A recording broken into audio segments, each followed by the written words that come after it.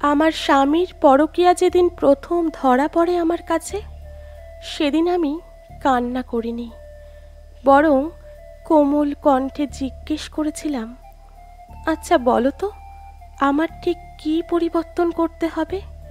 কী পরিবর্তন করলে তুমি অন্য মেয়ের থেকে ফিরে আসবে? আমি নিশ্চয়ই কোথাও একটা তোমার মনের মতো না। তুমি বললে আমি শুধরে নেব নিজেকে। সে কি বলল এর উত্তরে জানো?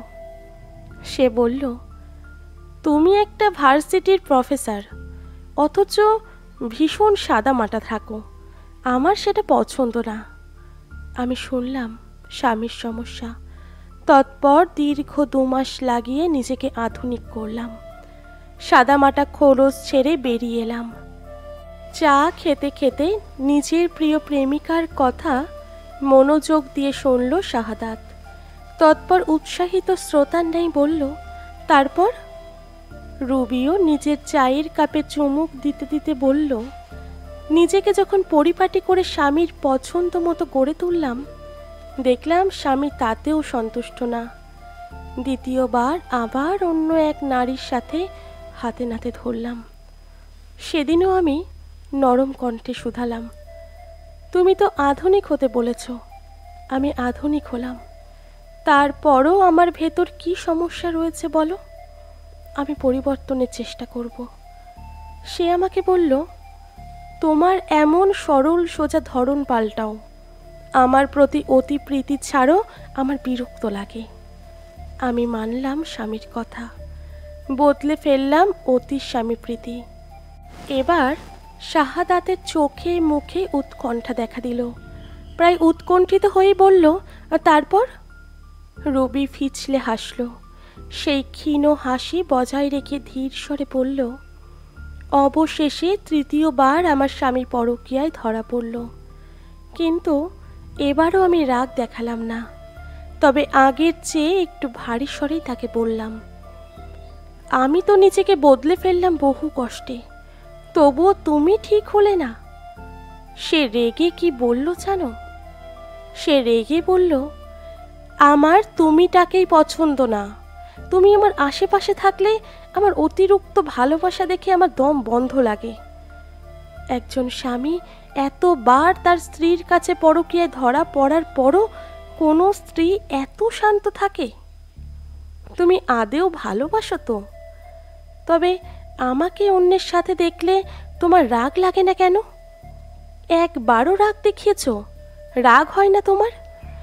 আমার তুমিটাকেই পছন্দ না। একটু তো রাগও দেখাতে পারো। স্বাভাবিক আর 5টা মেয়ের মতো রাগ দেখাতে পারো না? তার চিৎকারে আমি হাসলাম। কোমল কণ্ঠে বললাম, হ্যাঁ পারি তো রাগ দেখাতে। তারপর? রুবির সামনে বসা শাহাদাত তখন প্রচণ্ড ঘামছে, অথচ তাদের রুমটাই কৃত্রিম বাতাসের ছড়াছড়ি। শাহাদাত শার্টের হাতায় ঘাম মুছতে মুছতে বলল, এটার সাথে তোমার স্বামীর নিখোঁজ হওয়ার সম্পর্ক কি? রুবি আরামে চায়ের কাপে শেষ চুমুকটা দিয়ে উঠে দাঁড়ালো। বাচকের কার্নিশ বেয়ে 1 ফোঁটা মুক্তোর দানার মতো অস্ত্র গড়িয়ে পড়ল।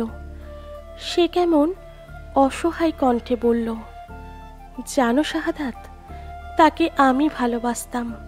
সে যাওয়ার পর ঠিক তেমন বা তার চেয়ে বেশি তোমাকে ভালোবেসেছিলাম।